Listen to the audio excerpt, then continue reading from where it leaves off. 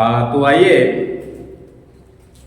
प्रश्न नंबर 5 को देखते हैं। प्रश्नावली 10B में 5वां प्रश्न आपका है क्या कि दिए गए चित्र में, चित्र आपके सामने है, ध्यान से देखिए, एक्स वाई ये तथा नीचे आप देख सकते हैं एक्स डैश और वाई डैश, वो केंद्र वाले वृत्त, किसी वृत्त पर दो समांतर रेखाएं हैं। आप इस डायग्राम को देखिए, इसी को हम एक्सप्लेन कर रहे हैं। और स्पर्श जो बिंदु है C, उस पर एक स्पर्श रेखा A और B के रूप में खींची गई है, देख सकते हो ना।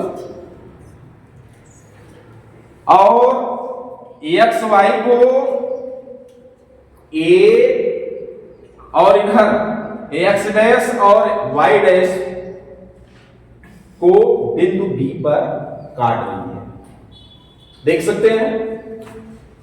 तो आपको सिद्ध करना है कि सिद्ध कीजिए कि ये जो डायग्राम में एंगल कोण AOB, ये जो एंगल बन रही है, देख सकते हैं सभी, इसके बराबर वो बोल रहा है कि 90 डिग्री सिद्ध करिए। तो आइए आपको दिया में इंडिकेट करते हुए आगे लिखते हैं। आप स्टेप डालेंगे, हल डाल दीजिए इससे पहले, और हल डालकर पहली स्टेप डालिए दिया में। दिया में आप उस प्रश्न का ही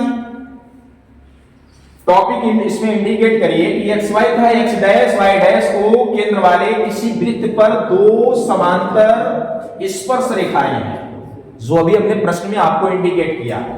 और स्पर्श बिंदु C देख सकते हो, स्पर्श रेखा AB एक्स वाई को A पर, एक्स डैश वाई डैश को B पर प्रतिच्छेद करती है। आइए सिद्ध करना है। सिद्ध क्या करना है? AOB एंगल AOE बराबर 90 डिग्री। तो सबसे पहले आप क्या करिए, रचना डाल दीजिए। रचना में आपको क्या करना है, A को O को C से मिलाइए। मिला दिया गया, देख सकते हो इसमें डॉट डॉट करके।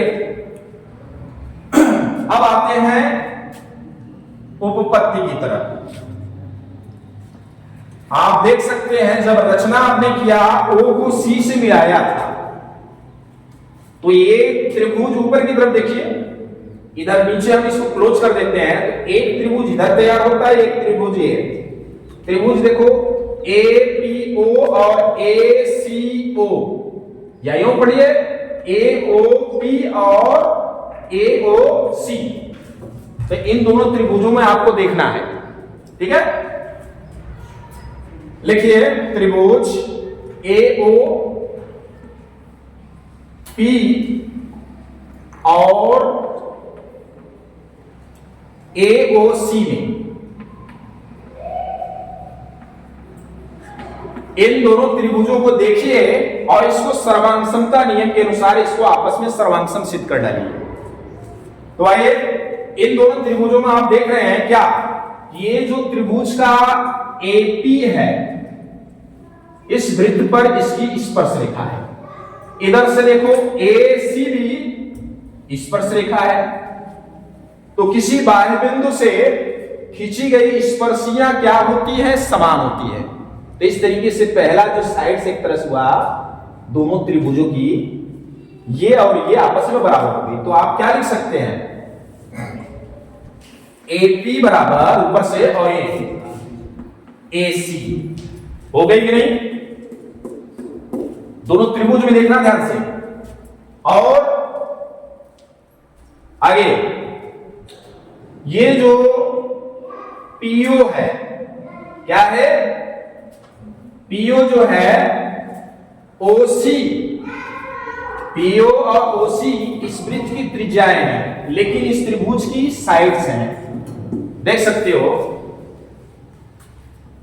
PO बराबर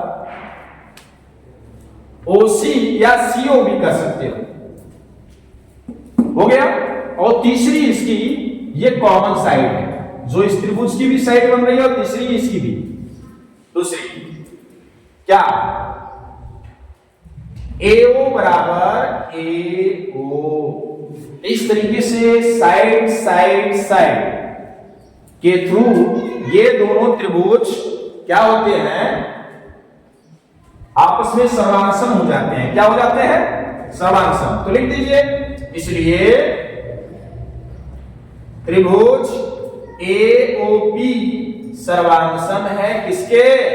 त्रिभुज AOC के। हो गया।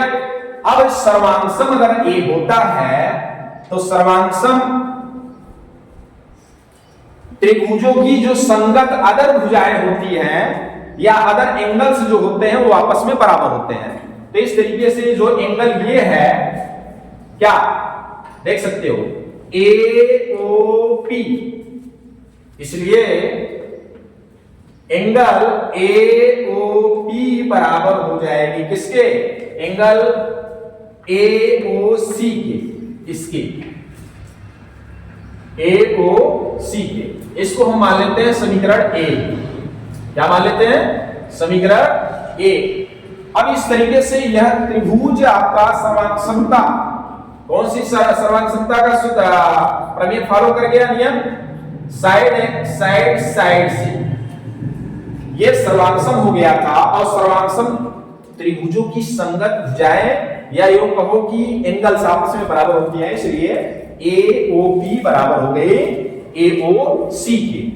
ये वाला एंगल दोनों आपस में बराबर हो चुका है, ध्यान से देख सकते हैं। अब हम ये दोनों त्रिभुज सर्वांगसम सिद्ध कर चुके हैं। अब इसको हम क्लोज करें तो हमें ये दोनों त्रिभुज नजर आता है, सेम जैसे ऊपर ये दोनों था वैसे नीचे ये दोनों। तो आइए इनको भी आपस में सर्वांगसम सिद्ध करते हैं। पुनः कौन सा त्रिभुज है? बोलिए, BCO और BQO। त्रिभुज BCO और BQO, त्रिभुज BQOB। सेम क्राइटेरिया ऐसे ही अपनाते हुए चले जाइए। इसमें भी सेम चीजें होंगी। कैसे? जैसे यहां AP और AC क्या थी? वृत्त की स्पर्शिया थी, वृत्त की स्पर्शिया थी। ये आप दिखा देंगे तो और बेहतर हो जाएगा। ऐसे आपके इन दोनों त्रिभुज में कौन सी स्पर्शिया है? BQ बराबर BC, BC बराबर BQ। ये क्या है? वृत्त की स्पर्शिया। स्पर्शिया बोले तो स्पर्श रेखा, ठीक है। और दूसरा यहां पे आप देखे थे PO बराबर CO, PO बराबर CO। ये वृत्त की क्या थी? त्रिज्याएं थी, वृत्त की त्रिज्याएं थी। यही चीज यहां पे भी बनेगा। यहां वृत्त की त्रिज्या क्या बन रही है? OQ बराबर OC, OQ बराबर OC, है कि नहीं? इसमें भी वही चीज इंडिकेट कर दीजिए, वृत्त की त्रिज्याएं। हो गया। आगे तीसरी एक और साइड या एंगल देख लेते हैं। इसमें भी कॉमन है, इसमें भी कॉमन था। एक क्या? OB बराबर OB या BO बराबर BO, OB बराबर OB। ये क्या है? जैसे यहां AO बराबर AO था, ये उभयनिष्ठ भुजा थी। क्या थी? उभयनिष्ठ भुजा। इस तरीके से ये भी साइड था, ये भी साइड, ये भी साइड। ये तो साइड साइड साइड से ये त्रिभुज सर्वांगसम सिद्ध कर दिए थे। तो वैसे यहां पे भी, यहां दिखा दीजिए, उभयनिष्ठ भुजा इसमें भी हो गया प्राप्त। और यहां पे भी क्या? ये दोनों त्रिभुज साइड साइड साइड से त्रिभुज आपका क्या है? BCO सर्वांगसम हो गए त्रिभुज किसके? BQO के। कैसे? साइड साइड साइड से, माने भुजा भुजा भुजा से। अब जब इसमें भी आप देख रहे हैं कि त्रिभुज आपस में सर्वांगसम हो गए, तो जब त्रिभुज सर्वांगसम हो गए तो इसकी जो संगत कोणें हो गई BOQ और BOC आपस में क्या हो गई? बराबर हो गई। इसलिए एंगल BOQ बराबर हो गई किसके? BOC के। एंगल BOC के। अब इसको समीकरण क्या मान लीजिए? 2। समीकरण 2 हो गया। अब आपको क्या करना है? 1 और 2, ठीक है, 1 और 2 को देख लेना। यहां एक स्टेप चला करके कि POQ एक सरल रेखा है। चूंकि POQ एक सरल रेखा है, इसलिए ये और ये और ये चारों इसी सरल रेखा पे बनने वाले एंगल्स हैं। तो एक सरल रेखा 180 की होती है, तो इन चारों को हम ऐड कर देंगे बराबर किसके? 180 के। ठीक है, चलिए इसके आगे हम आपको समीकरण को दोनों को ऐड करते हैं सरल रेखा पे दिखाते हुए POQ पे।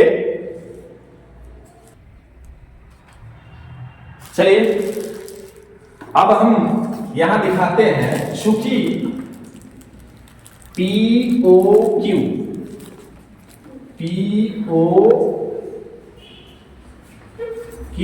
एक सरल रेखा है, एक सरल रेखा है। आपको पता है इस सरल रेखा पर ये जितने भी एंगल आपने बनाया, AOP, AOC, COB, BOQ सारे इसी सरल रेखा पे ही बने हैं, है ना? इसलिए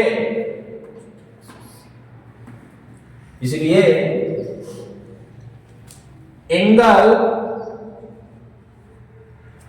अब ये चारों एंगल निकल यहां पे देख सकते हो, ये चारों एंगल समीकरण 1 और 2 में हम पहले से छोड़े हैं, जो पहले से लिखा गया है। ठीक है, यही चारों हमें लिख देते हैं। क्या क्या था? मिलान करते जाओ, यहां से देखते चले जाओ। Angle AOP plus angle AOC plus, देख सकते हो, angle BOQ plus angle BOC। अब ये चारों आपको एंगल जितने हैं एक सरल रेखा में बने हैं, तो एक सरल रेखा 180 इंडिकेट करता है, तो बराबर कितने हो गए? 180। अब एक चीज यहां ध्यान देने वाली है बात, अब इसको पहले मिटा देते हैं। आप इसको देख चुके हैं, ये चारों एंगल बराबर 180 के हो चुके हैं। अब आपको यहां ध्यान देना है कि हमें AOB बराबर 90 सिद्ध करना है कि नहीं? तो हमें ये वाला एंगल हटा देना है, ये वाला एंगल, तो इस एंगल को इसके बराबर, जब दोनों बराबर हैं आप बताए हैं, तो इसको भी हम यही मान लेते हैं। ठीक है, तो इसका नाम क्या है? AOC, और इसका नाम क्या है? AOP। तो AOP को भी हम क्या मान लेते हैं? AOC। तो देख सकते हो, ये दोनों को सेम कर लेते हैं। AOC प्लस एक AOC पहले से है, ये दोनों बराबर सिद्ध कर चुके हो आगे ऊपर, और प्लस इसमें भी देख लो, ये दोनों आपस में सिद्ध कर चुके हो, तो हमें इसकी जरूरत नहीं है, इसकी जरूरत है। तो हमें BOC की जरूरत है, तो BOQ को भी हमें यही बना लेना है, BOC। तो इसको अभी BOQ को भी हमें BOC बना लेना है, और प्लस BOC पहले से है। अब ये दोनों बराबर हो गए किसके? 180 के। अब देख सकते हो AOC AOC, एक और एक 2, AOC plus BOC BOC 2 angle BOC बराबर किसके? 180 के। आप देख सकते हो यहां पे दोनों में कॉमन 2 है, 2 अगर हम निकाल लेते हैं तो अंदर बचता है AOC प्लस कोण BOC बराबर कितने के 180 के। इसको भाग के हम उधर भेज देते हैं, इनटू में है तो ये भाग में चला जाएगा, तो ये आ जाएगा AOC प्लस एंगल BOC बराबर 180 बटा 2। और एक चीज और देखो, AOC और BOC, AOC और BOC ये दोनों अगर मिला देते हैं तो क्या तैयार हो जाता है AOB। AOB बराबर ये कितना तैयार हो गया 90। और यही आपको सिद्ध करना था। देख सकते हो सिद्धीकरण में आपने ऊपर लिखा है कि AOB बराबर 90 सिद्ध करिए, तो यहां पे ये प्रश्न आपका सिद्ध हो जाता है। और जब सिद्ध हो गया तो इसके नीचे आप लिख सकते हैं AP सिद्ध।